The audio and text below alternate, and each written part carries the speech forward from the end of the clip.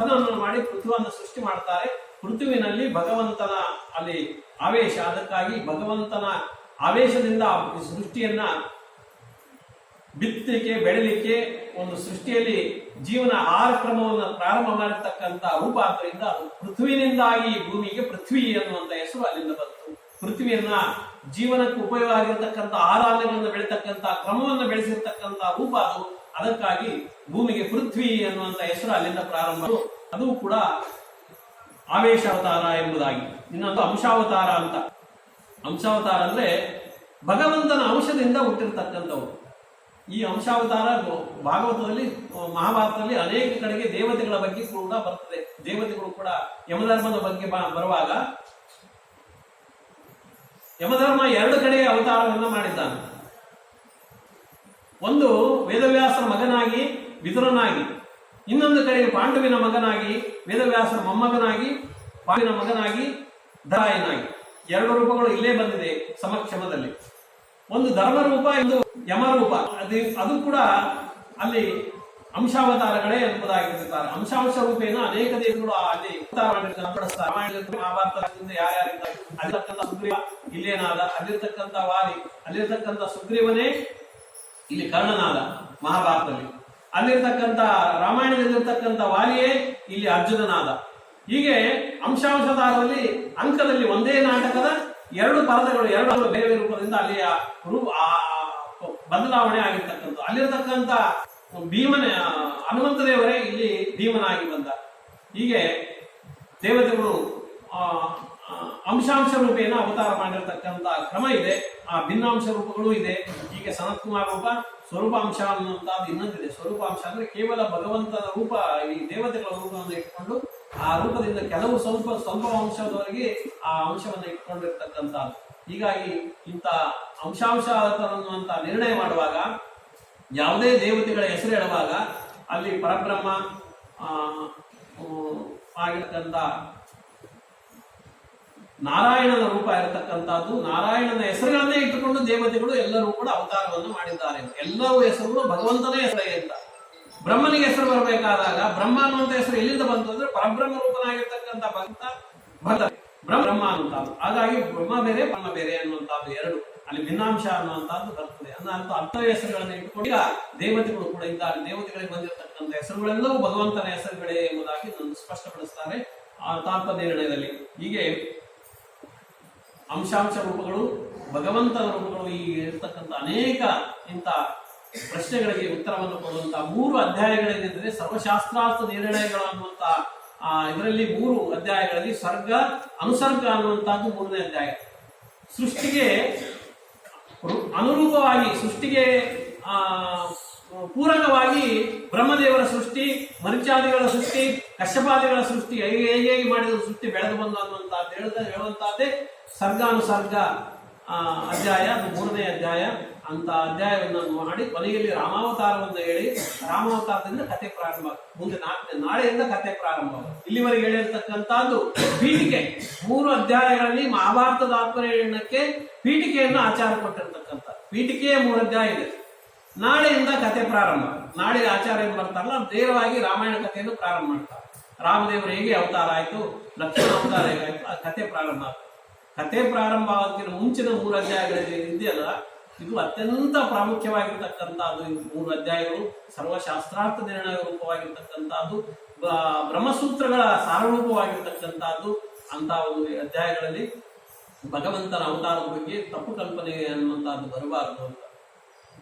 ಯಾಕೆಂತ ಕೇಳಿದ್ರೆ, ಭಗವಂತನನ್ನ ಭಗವಂತ ಅಂತ ತಿಳಿಬೇಕು. ಭಗವಂತನನ್ನ ತಪ್ಪು ತಿಳಿದ್ರೆ ಅದು ಮಿಥ್ಯಾಜ್ಞಾನ ಎಂಬುದಾಗಿ. ಮಿಥ್ಯಾಜ್ಞಾನ ವ್ಯಕ್ತಪಡಿಸ್ತಾರ, ಮಿಥ್ಯಾಜ್ಞಾನೇನ ತಮೋ ಅಂತ.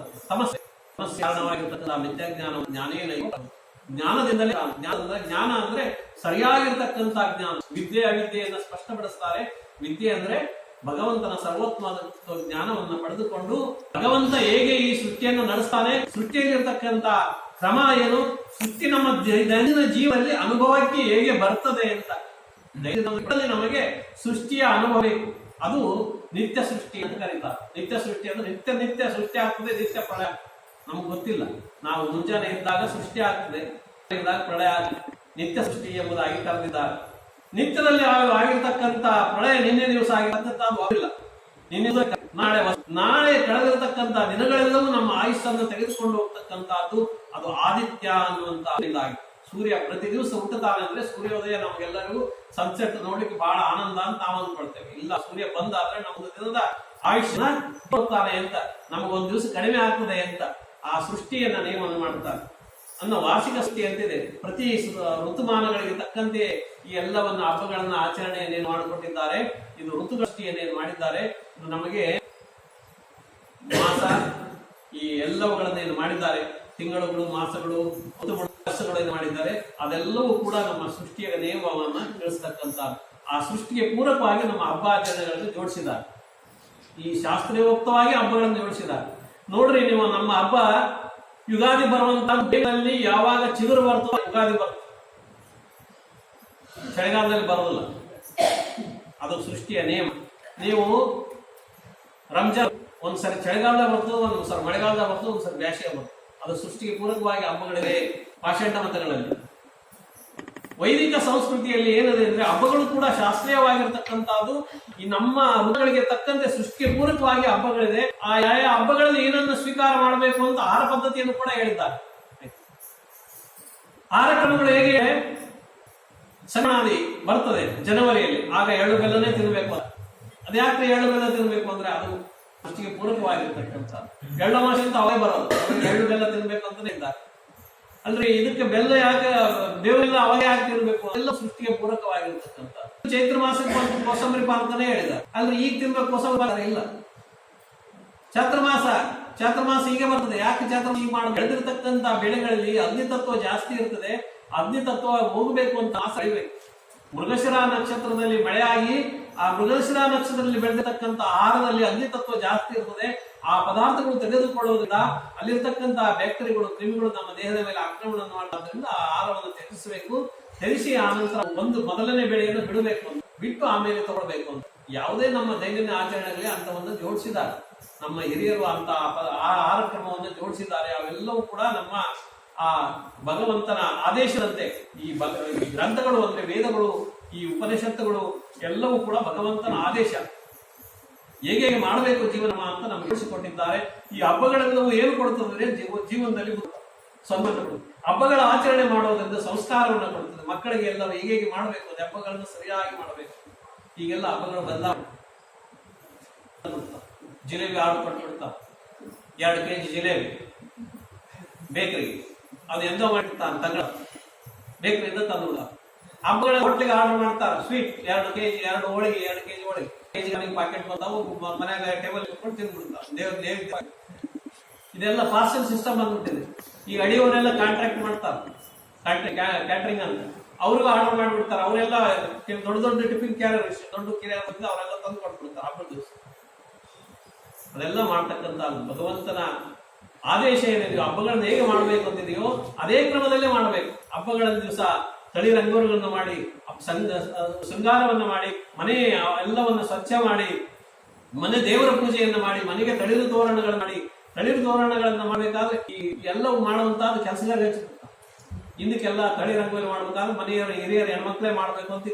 ಈಗ ಅವ್ರು ನೋಡ್ಕೊಂಡಿರ್ತಾರೆ, ಕೆಲಸ ಮಾಡೇ ಬಿಡ್ತಾರೆ. ತಳಿ ರಂಗೋಲಿ ಅವರೇ ಮಾಡ್ತಾರೆ ಕೆಲಸ. ಮನೆ ವರ್ಷಕ್ಕೆಲ್ಲ ಅಡಿ ಮನೆಗೆಲ್ಲ ವರ್ಷ, ಬೆಡ್ರೂಮ್ಗೆಲ್ಲ ಹಾಗೆ ಹೋಗಿ ವರ್ಷಬೇಕು. ಮನೆಯವರು ಏನು ಕೆಲಸ ಮಾಡ್ತಾರೆ? ಏನಿಲ್ಲ, ಬರೀ ಮೊಬೈಲ್. ಆ ವಸ್ತು ಪೂಜೆ ಎಲ್ಲ ಮಾಡತಕ್ಕಂಥದ್ದು ಮನೆಯ ಗೃಹಿಣಿ ಮಾಡಬೇಕಾಗಿರ್ತಕ್ಕಂಥದ್ದು. ಗೃಹಿಣಿ ಗೃಹ ಉಚ್ಚತೆ ಎಂಬುದಾಗಿ ಅಲ್ಲಿ ಒಂದು ಕಡೆಗೆ ಚುಕ್ಕಿ ಇಡ್ತಾರೆ. ಆ ಚುಕ್ಕಿಗಳು ಏನಂದ್ರೆ 27 ನಕ್ಷತ್ರಗಳು. ಮೇಲೆ ಸೂರ್ಯ ಚಂದ್ರರು ಆಹ್ವಾನ ಮಾಡಿರ್ತಾರೆ. ಸೂರ್ಯ ಚಂದ್ರಾರ್ಕವಾಗಿ ಮನೆ ಇರಲಿ ಎಂಬುದಾಗಿ, ಆ ಮನೆತನ ಬೆಳಗಲಿ ಎಂಬುದಾಗಿ. ಶಿವಪಾರ್ವತಿಯರು ಒಳಭಾಗಕ್ಕೆ ಮುಖವನ್ನ ಮಾಡಿಕೊಂಡು ಪಾರ್ವತಿಯರು ಇರ್ತಾರೆ ಮಂಗಳವನ್ನುಂಟು ಮಾಡ್ಲಿಕ್ಕಾಗಿ. ಹೊರಮುಖವಾಗಿ ಲಕ್ಷ್ಮೀ ನರಸಿಂಹರು ಇರ್ತಾರೆ. ವಸ್ಲೆ ಮಧ್ಯಭಾಗದಲ್ಲಿ ಹೋಗುವಾಗ ಹೀಗೆ ಹೋಗ್ಬೇಕು, ಬರುವಾಗಿ ಮಧ್ಯಭಾಗದಿಂದ ಹೋಗಬಾರದು. ವಸ್ಲೆ ಪೂಜೆ ಮಾಡುವಾಗ ಕೂಡ ಅನುಸಂಧಾನವನ್ನು ಇಟ್ಟಿದ್ದಾರೆ. ಅಲ್ಲಿ ಆ ಗೋ ಪೂಜೆಯನ್ನ, ಸ್ವಸ್ತಿಕನ್ನೆಲ್ಲ ಬರೆಯುವಂತಹದ್ದು, ಗೋಪಾದವನ್ನ ಬರೆಯುವಂತಹದ್ದು, ಅದೆಲ್ಲ ನಿಯಮಗಳಿದೆ. ಆ 24 ತತ್ವಗಳ ರೂಪವಾದಂತಹದ್ದು, 24 ತತ್ವಗಳು ಹೇಳಿರ್ತಕ್ಕಂಥ, ನಿನ್ನೆ ಹೇಳಿರ್ತಕ್ಕಂಥ ತತ್ವಗಳಿಗೆ ಪ್ರತಿರೂಪವಾಗಿ ವಸ್ತು ಮೇಲೆ 24 ಗೆರೆಗಳನ್ನ ಹಾಕ್ತಾರೆ. ಆ 24 ಗೆರೆಗಳು ಸುಮ್ಮನೆ ಚಂದಕ್ಕೆ ಹಾಕೋದಲ್ಲ, ಅದು 24 ತತ್ವಾಭಿಮಾನಿ ದೇವತೆಗಳು ಅಲ್ಲಿ ಇರ್ತಾರೆ ಅಂತ. 27 ನಕ್ಷತ್ರ ದೇವತೆಗಳು ಇರ್ತಾರೆ ಅಂತ, ಶಿವಪಾರ್ವತಿಯರು ಇರ್ತಾರೆ. ಆಕಿ ಕೆಲಸ ಮಾಡಿದ್ರೆ ಅದಲ್ಲೇ ನಾನು ಸಂಧಾನ ಮಾಡ್ತಾಳೆ. ಆಕಿಗೇನು ಗೊತ್ತು? ಇವ್ ಹಾಳಾಗ ಮನೆಗೆ ಬಿದ್ಕೊಂಡವ ನಮ್ಗೆ ಹಚ್ಚ ಅಂತ ಬೈತಾಳೆ, ಬೈಕೋದು ಕೆಲಸ ಮಾಡ್ತಾಳೆ. ತಳಿ ರಂಗೋಲಿ ಮಾಡುವಾಗ ರಂಗವಲಿ ಅಂತ ಹಾಡನ್ನು ಆಡಿಕೊಂಡು ರಂಗನನ್ನ ಪ್ರಾರ್ಥನೆ ಮಾಡಿಕೊಂಡು ಆ ರಂಗೋಲಿಯನ್ನ ಹಾಕಬೇಕು. ಎಲ್ಲವೂ ಶಾಸ್ತ್ರೋಕ್ತವಾಗಿರ್ತಕ್ಕಂಥ ಸಂಸ್ಕಾರ, ಮಕ್ಕಳಿಗೆ ಸಂಸ್ಕಾರ ಕೊಟ್ಟು ಉತ್ತರೋತ್ತರವಾಗಿ ಈ ವಂಶ ಬೆಳೆದಿ ಒಂದು ಅಂತನವನ್ನು ಇಟ್ಟುಕೊಂಡು ಮಾಡುವಂತಹದ್ದು. ಬೆಳಗ್ಗೆ ಪ್ರತಿಯೊಂದು ಇದರಲ್ಲಿಯೂ ಕೂಡ ನಮಗೆ ಶಾಸ್ತ್ರದ ಚಿಂತನೆಯನ್ನು ಕೊಟ್ಟಿದ್ದಾರೆ. ತಳಿರು ತೋರಣ ಮಾಡುವಾಗ ಆ ಮಾವಿನಲ್ಲಿ ಕಟ್ಟಿರ್ತಾರೆ. ಮಾವಿನಲ್ಲಿ ಬದಲಾಗಿ ಪ್ಲಾಸ್ಟಿಕ್ ಮಾವಿನಲ್ಲಿ ಬಂದಿದೆ. ಪ್ಲಾಸ್ಟಿಕ್ ಮಾವಿನಲ್ಲಿ ಕಟ್ಟಿದ್ರೆ ಅದೇನು ಮಾಡೋದು? ಮಾವಿನ ಹೇಳಿದ್ರೆ ಅಲ್ಲಿ ದೇವತೆಗಳು ಹೇಳುವಾಗ ಆ ಮಾವಿನಲ್ಲಿ ಒಣಗ್ತದಲ್ಲ, ಆ ಒಣಗಿರ್ತಕ್ಕಂಥ ಮಾವಿನ ಎಡೆ ಒಂದಕ್ಕೊಂದು ಟಚ್ ಶಬ್ದ ಬರ್ತದ. ಶಬ್ದ ಬರುವಾಗ ಅಸ್ತು ಅಂತ ಹೇಳ್ತಾ ಇರ್ತದೆ. ಅಸ್ತು ಅಂದ್ರೆ ಆಗಲೇ ಅಂತ ಏನೇನು ಮನೆಯಲ್ಲಿ ಒಳ್ಳೆಯದನ್ನು ಬಯಸ್ತಾರೆ ಎಲ್ಲರೂ ಕೂಡ ಆ ಶ್ಲೋಕಗಳನ್ನ ದೇವದ ಪ್ರಾರ್ಥನೆಯನ್ನ ಮಾಡಬೇಕು. ಆ ಪ್ರಾರ್ಥನೆಯನ್ನು ಮಾಡುವಾಗ ಗಾಳಿ ಬಿಟ್ಟಾಗೆಲ್ಲ ಮಾವಿನಲ್ಲಿ ಟಚ್ ಆಗಿ ಶಬ್ದ ಬರ್ತದೆ. ಆ ಶಬ್ದ ಬಂದಿರತಕ್ಕಂಥ ಆ ಶಬ್ದ ಏನಂತ ಹೇಳ್ತದೆ ಅಂದ್ರೆ ಆ ದೇವತೆಗಳು, ಅಲ್ಲಿರ್ತಕ್ಕಂಥ ದೇವತೆಗಳು ಈಗ ಹಿಡಿದಿರ್ತಾರೆ, ಅದು ಕೈ ಇದ್ದಾಗೆ ಅಸ್ತು ಅಂತ ಹೇಳ್ತಾ ಇರ್ತಾರೆ. ಮಾವಿನಲ್ಲಿ ಬಂದಾಗಿ ಅದನ್ನ ತೆಗೆದು ಹೌದು ಈಗ ಚಂದ ಕಾಣಿಸುವುದನ್ನು ಪ್ಲಾಸ್ಟಿಕ್ ಹಾಕಿ ಒಣಗಿದ ಮಾವಿನಲ್ಲಿ ಇಡಬಾರದು. ಒಣಗಿದ ಮಾವಿನಲ್ಲಿ ದೋಷ ಇಲ್ಲ, ಅದು ಇದ್ರೂ ಕೂಡ ಅದು ಶುಭಕರ. ಎಲ್ಲವೂ ಕೂಡ ಶಾಸ್ತ್ರಾರ್ಥ ನಿರ್ಣಯ ಅನ್ನುವಂತಹದ್ದು ಆಚಾರ್ಯ ನಮಗೆ ಹಾಕೊಟ್ಟಿದ್ದಾರೆ, ನಮ್ಮ ಹಿರಿಯರು ಹಾಕೊಟ್ಟಿದ್ದಾರೆ. ಅದೆಲ್ಲವೂ ಕೂಡ ನಮ್ಮ ಜೀವನಕ್ಕಾಗಿ, ನಮ್ಮ ಸಂತತಿಗಾಗಿ, ನಮ್ಮ ಒಳ್ಳೆಯದಕ್ಕಾಗಿ. ಇಡೀ ಭಾರತೀಯ ಸಂಸ್ಕೃತಿ ಕೇವಲ ಬ್ರಾಹ್ಮಣರಿಗೆ ಅಷ್ಟೇ ಇಲ್ಲ, ಪ್ರತಿ ಮನೆಗಳಲ್ಲಿ ಎಲ್ಲ ಜನಾಂಗದಲ್ಲಿ ಕೂಡ ಈ ಪದ್ಧತಿಗಳೆಲ್ಲವೂ ಅಳವಡಿಸಿದ್ದಾರೆ. ನಮಗೆ ಅದು ಗೊತ್ತಿಲ್ಲ, ಎಲ್ಲರೂ ಮಾಡ್ತಾರೆ. ನೀವು ವೈಷ್ಣವ ನಾವಷ್ಟೇ ಮಾಡ್ತೀವಿ ಅಂತ ಅಂದ್ಕೊಂಡಿದ್ದೇವೆ. ವೈಷ್ಣವ ಶೂದ್ರಾದಿಗಳು ಕೂಡ ಮಾಡ್ತಾರೆ. ಅರೆ ಏನ್ ಮಾಡ್ತಾರೆ ನೀವು ನೋಡ್ರಿ, ಅವರು ಶೂದ್ರಾದಿಗಳ ಮನೆಯಲ್ಲಿ ರೊಟ್ಟಿ ಮಾಡ್ತಾರ. ರೊಟ್ಟಿ ಮಾಡಿದಾಗ ಮೊದಲನೇ ರೊಟ್ಟಿ ತಂದು ಒಲೆ ಹೋಗಿದ್ದಾರೆ. ಅದೇ ವೈಷ್ಣವ ಅವರಿಗೆ ನಾವು ಅನ್ನ ತಗೊಂಡು ಮಂತ್ರ ಹೇಳಿ ಸಹಕಾರ ಮಾಡುವಂತ ನಮಗೆ ಹೇಳಿದ್ದಾರೆ, ಅವರಿಗೆ ಹಾಗೆ ಹೇಳಿದ್ದಾರೆ. ಹೋಟೆಲ್ ಒಬ್ಬ ಚಹಾ ಮಾಡ್ತಾನೆ, ಚಹಾ ಮಾಡುವಾಗ ಒಂದ್ ಹಿಡಿ ತಗೊಂಡು ಚಹಾ ತೆಗೆದು ಒಲೆಯಲ್ಲಿ ಉಗ್ತಾನೆ. ಯಾಕೆ ಉಗ್ತಾನೆ ಅಂದ್ರೆ ಮೊದಲನೇದು ದೇವರಿಗೆ ಅಂತ. ಇದೆಲ್ಲವೂ ಸಂಸ್ಕೃತಿ ಅಂದ್ರೆ ಬೇರೆ ಏನಲ್ಲ. ಇದು ಬಂದಿರತಕ್ಕಂಥದ್ದು ಅವರವರ ತಕ್ಕಂತೆ ಬಂದಿರತಕ್ಕಂಥದ್ದು. ಶ್ರಾದ್ದಾದಿ ಕರ್ಮಗಳನ್ನು ನಮಗೇನು ಹೇಳಿದ್ದಾರೋ ಕೆಳಗಿನ ಜನ ಸ್ವಲ್ಪ ಕಡಿಮೆಯಾಗಿ ಹೇಳಿದ್ದಾರೆ, ಅವರು ಮಾಡ್ತಾರೆ. ಈ ರೀತಿಯಾಗಿರ್ತಕ್ಕಂಥ ಶಾಸ್ತ್ರಗಳಂದ್ರೆ ಏನು? ಕೇವಲ ಬ್ರಾಹ್ಮಣರಿಗೆ, ಸ್ವಾಮಿಗಳಿಗೆ, ವೈದಿಕರಿಗೆ ಮಾತ್ರ ಇರತಕ್ಕಂಥದ್ದಲ್ಲ. ಜನಸಾಮಾನ್ಯರಿಗೂ ಕೂಡ ಜೀವನದಲ್ಲಿ ಆಚರಣೆ ಬಂದಿರತಕ್ಕಂಥ ನಿಯಮಗಳು, ವಿಧಿ ನಿಷೇಧಗಳೇನಿದೆಯಲ್ಲ, ಏನನ್ನ ಮಾಡಬೇಕು ಏನನ್ನ ಮಾಡಬಾರದು ಅಂತ ಹೇಳಿದೆಯೋ ಅದೇ ಶಾಸ್ತ್ರ. ಮಹಾಭಾರತವು ಕೂಡ ಒಂದು ಶಾಸ್ತ್ರ ಗ್ರಂಥವೇ. ಆ ಶಾಸ್ತ್ರ ಗ್ರಂಥದಲ್ಲಿ ಪಾತ್ರಗಳ ಮುಖಾಂತರ ನಮಗೆ ಇದನ್ನ ಮಾಡಬೇಕು, ಇದನ್ನ ಮಾಡಬಾರದು ಅಂತ ಆ ಪಾತ್ರಗಳು ಹೇಳ್ತದೆ. ದುರ್ಯೋಧನಂತೆ ಇರಬಾರದು, ಧರ್ಮರಾಜನಂತೆ ಜೀವನವನ್ನ ಮಾಡಬೇಕು. ಏನೇ ಕಷ್ಟ ಬಂದರೂ ಕೂಡ ಧರ್ಮವನ್ನ ಬಿಡಬಾರದು ಅನ್ನುವಂತಹ ಸಂದೇಶವನ್ನ ಪಾಂಡವರು ಕೊಡ್ತಾರೆ. ಅದಕ್ಕೆ ಕೊನೆಗೆ ಜಯ ಧರ್ಮರಾಜನಿಗೆ ಜಯ ಆಗಿರತಕ್ಕಂಥದ್ದು. ಅವನಿಗೆ ಪಟ್ಟಗಟ್ಟಿದ್ದು 36 ವರ್ಷಗಳ ಕಾಲ. ಮುಂದೆ ಅವನು ಪಟ್ಟಾಭಿಷೇಕನಾಗಿ 36 ವರ್ಷಗಳ ಕಾಲ ಅವನು ರಾಜ್ಯಭಾರವನ್ನು ಮಾಡಿದ, ಧರ್ಮಸ್ಥಾಪನೆಯನ್ನ ಮಾಡಿದ. ಭಾಗವತೋತ್ತಮನಾಗಿರ್ತಕ್ಕಂಥ ಪರೀಕ್ಷಿತ ರಾಜನನ್ನ ಪಟ್ಟಗಟ್ಟಿಕೊಂಡೆ ಧರ್ಮಸ್ಥಾಪನೆಯನ್ನ ಮಾಡಿದ ಕೃಷ್ಣ ಅನ್ನುವಂಥದ್ದು 5000 ವರ್ಷಗಳಿಂದ ನಡೆದಿರ್ತಕ್ಕಂಥ ಘಟನೆ. ಕೇವಲ ನಮ್ಮ ಜೀವನಕ್ಕೆ ಸಮೀಪವಾಗಿರ್ತಕ್ಕಂಥ ಘಟನೆ ನಡೆದಿರ್ತಕ್ಕಂಥದ್ದು ಮಹಾಭಾರತ.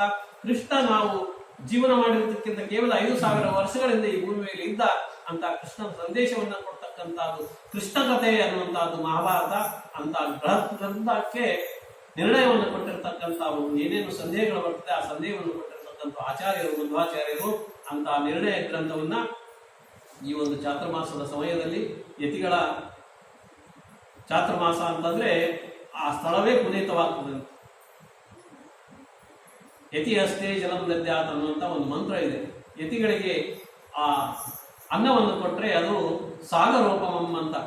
ಸಾಗರದ ರೂಪದಲ್ಲಿ ನೀರು ಕೊಟ್ರೆ ಅದು ಸಾಗರದ ರೂಪದಲ್ಲಿ ಆಗ್ತದೆ. ಅನ್ನ ಕೊಟ್ರೆ ಪರ್ವತ ರೂಪದಲ್ಲಿ ಫಲವನ್ನು ಕೊಡುತ್ತದೆ. ಅಂತ ಒಂದು ಫಲವನ್ನು ಕೊಡ್ತಕ್ಕಂಥದ್ದು. ಅಂತ ಯತಿಗಳು ಈ ಸ್ಥಳದಲ್ಲಿ ಒಂದು ರೂಪದಲ್ಲಿ ವೃಂದಾವನಸ್ಥರಾಗಿದ್ದಾರೆ, ಇನ್ನೊಂದು ಪ್ರತ್ಯಕ್ಷವಾಗಿ ಇದ್ದಾರೆ.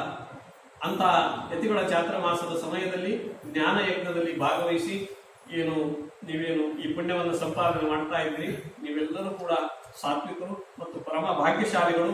ನಿಮ್ಮ ವಂಶಕ್ಕೆ ಉತ್ತರೋತ್ತರವಾಗಿರ್ತಕ್ಕಂಥ ಅಭಿವೃದ್ಧಿ ಆಗ್ತದೆ. ಮಕ್ಕಳನ್ನು ಕರೆದುಕೊಂಡು ಬಂದು ಈ ಪ್ರವಚನ ಕೂಡಿಸ್ರಿ. ಎಲ್ಲೆಲ್ಲೂ ಪ್ರವಚನಗಳು ಇಂಥ ನಡೀತದೆ, ಮಕ್ಕಳನ್ನು ಕರ್ಕೊಂಡು ಬರ್ಬೇಕು. ಮಕ್ಕಳನ್ನು ಬಿಟ್ಟು ಮನೆಗೆ ಅವ್ರು ಟಿವಿ ಹಚ್ಚಿ ಅಲ್ಲಿ ಕೂಡಿಸ್ಬಿಟ್ಟು ಬಂದು ಬಿಡಬಾರ್ದು. ಅವ್ರು ಏನು ಮಾಡ್ತಾರೆ ಅಂತ ಗೊತ್ತಾಗಲ್ಲ.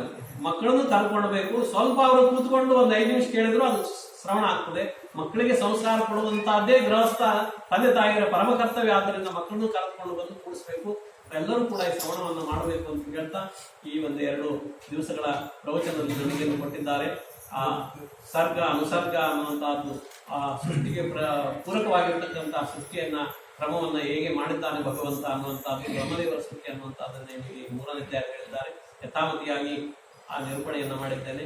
ಗುರುಗಳ ಅಂತರ್ಯಾಮಿಯಾಗಿರ್ತಕ್ಕಂಥ ಶ್ರೀ ವಿಠಲ ಕೃಷ್ಣನಲ್ಲಿ ಈ ಪುಷ್ಪಗಳನ್ನ ಸಮರ್ಪಣೆ ಮಾಡ್ತಾ ಇದ್ದೇನೆ. ಶ್ರೀ ಕೃಷ್ಣಾರ್ಪಣಮಸ್ತು. ಕಾಯೇನ ವಾಚ ಮನಸೇಂದ್ರಿಯೇವ ಬುದ್ಧಾತ್ಮನಾವ ಪ್ರಕೃತಿ ಸ್ವಭಾವ ಕರೋಮಿ ಯದ್ಯತ್ ಸಕಲಂ ಪರಸ್ಮೈ ನಾರಾಯಣಾಯೇತಿ ಸಮರ್ಪಯಾಮಿ.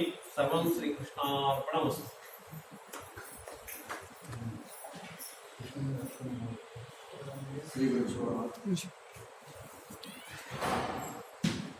ಶ್ರೀ ಗುರು ಮಹಾಭಾರತ ತಾತ್ಪರ್ಯ ಶ್ರೀಮದಾನಂದ ಭಗವತ್ಪಾದಾಚಾರ್ಯರಿಗೆ ಮೊದಲೇ ಗೊತ್ತಿತ್ತು. ನಮ್ಮವರು ಹೇಗೇಗೋ ಏನೇನೋ ಗ್ರಂಥಗಳನ್ನು ಓದಿಕೊಂಡು ತಿಳ್ಕೊಂಡು ಹೇಗೋ ಆಗ್ಬಿಡ್ತಾರೆ. ಅದಕ್ಕೆ ಪ್ರತಿಯೊಂದಕ್ಕೂ ನಿರ್ಣಯವನ್ನು ಕೊಟ್ಟರು ಆಚಾರ್ಯ. ಈ ಕ್ರಮದಲ್ಲೇ ಹೋಗಬೇಕು ಅಂತ ದಾರಿ ತೋರಿಸಿದರು ಆಚಾರ್ಯರು. 3ನೇ ಅಧ್ಯಾಯದಲ್ಲಿ ಪೀಠಿಕೆಯನ್ನು ಹಾಕಿಕೊಟ್ಟಿದ್ದಾರೆ. ನಾಳೆಯಿಂದ ರಾಮದೇವರ ಒಂದು ರಾಮಾಯಣ ಚರಿತ್ರೆ ಬರುತ್ತೆ. ತಮ್ಮ ಬಂದು ಪೀಠಿಗೆ ಹಾಕಿಬಿಟ್ಟಿದ್ದಾರೆ. ಅಣ್ಣ ಬಂದು ರಾಮದೇವರ ಕರ್ಕೊಂಡ್ ಬರ್ತಾರೆ. ನಾಳೆ ಇವರು ಅಣ್ಣ ಬರ್ತಾ ಇದ್ದಾರೆ ಬೆಂಗಳೂರಿಂದ. ಮಾತೃ ನಾಡಾಚಾರ್ಯ ಬಂದು ಅವ್ರು ಬಂದು ರಾಮಾಯಣ ಕಥೆಯನ್ನ ಪ್ರಾರಂಭ ಮಾಡ್ತಾರೆ. 4ನೇ ಅಧ್ಯಾಯ ಮತ್ತು 5ನೇ ಅಧ್ಯಾಯ 2 ದಿನ. ದಾಸರ ಒಂದ್ ಕಡೆ ಹೇಳ್ತಾರೆ, ಸಾಧನ ಶರೀರವಿದು ನೀದೈದು ಕೊಟ್ಟಿದ್ದು ಸಾಧಾರಣವಲ್ಲವೋ ಸಾಧು ಪ್ರೇಮಿ ಎಂಬುದಾಗಿ ಮಗುವಿಗೆ ಹೇಳಿದಂಗೆ ಹೇಳ್ತಾರೆ.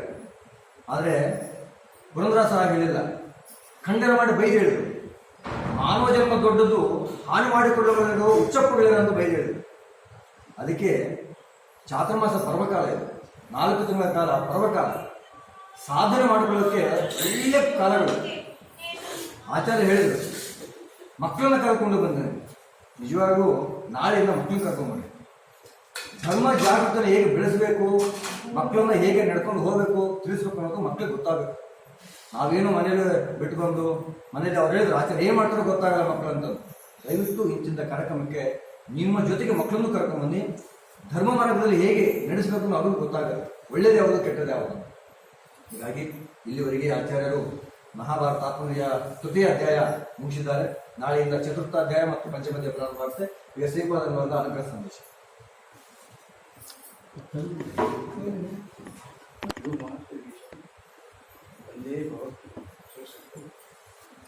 ನಾರಾಯಣ ನಮಸ್ಕೃತೆ ನರಂ ಚೈವ ನರೋತ್ತಮಃ ದೇವಿ ಸರಸ್ವತಿ ತಥೋ ದೇವ.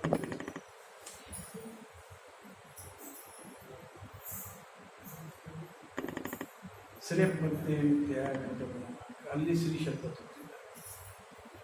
ಇಲ್ಲಿ ನಾರಾಯಣಂ ಸ್ವರೂಪಂ ಜಗದೇಕನಾಥಂ ಕೃಷ್ಣ ನಾಥ ಸ್ವರೂಪಂ ಜಗದೇಕನಾಥಂ. ಅದೇ ಅಲ್ಲ, ಭಗವಾನ್ ದೇವತೆಗಳಿಂದ ಊಹಿಸಲ್ಪಟ್ಟಂತ ಏಕೈಕನಾಥ ಅಂತ ಶ್ರೇಷ್ಠನಾಥ. ಎಲ್ಲವೂ ಕೂಡ ಶಾಸ್ತ್ರಗಳಲ್ಲಿ ಏನು ಹೇಳಿರ್ತದೋ ಅದನ್ನು ಏನು ನಿರ್ಣಯ ಮಾಡಿರ್ತದೋ ಅದನ್ನು ಪರಮಾತ್ಮನೇ ಸತ್ತಮೇಕರೂಪಿಣಿ ದಶರೂಪಿಣಿ ಸಹಸ್ರರೂಪಿಣಿ ಅವಿಕಾರಣಿ ಸ್ಫುಟಮನಂತರೂಪಿಣಿ ಸಹಸ್ರಶೇಷ ಪುರುಷ ಸಹಸ್ರಶೇಷ ಅನಂತ ಪದದಿಂದ ಅರ್ಥ ಮಾಡ್ಕೋಬೇಕು. ಅಲ್ಲಿ ಸರಸ್ವತಿ, ಅಲ್ಲಿ ಲಕ್ಷ್ಮೀದೇವಿ, ಇಲ್ಲಿ ನಾರಾಯಣ. ಈ ಮೂರರನ್ನು ತಗೊಂಡು ಸಮನ್ವಯ ಮಾಡತಕ್ಕಂಥ ಕೆಲಸ ನಮ್ಮ ಆಚಾರ್ಯರು ಶ್ರೇಪತ್ಯ ಗಂಟಗುಣ ಮಾಣಿಕ್ಯ ಪ್ರಭಾ ಜಾಲ ಉಲ್ಲಾಸ ಉಪಾಸನ ಜಗಜ್ಜನ್ಮಸ್ಥೇಮ ಪ್ರಯತ್ನಾಶೀಲ ನಮೋ ಶೇಷದೇವರು ಹೇಳಿದರು. ಶೇಷದೇವರು ನಮೋ ಶೇಷ ಆಮ್ನಾಯ ಸ್ಮೃತಿ ಹೃದಯ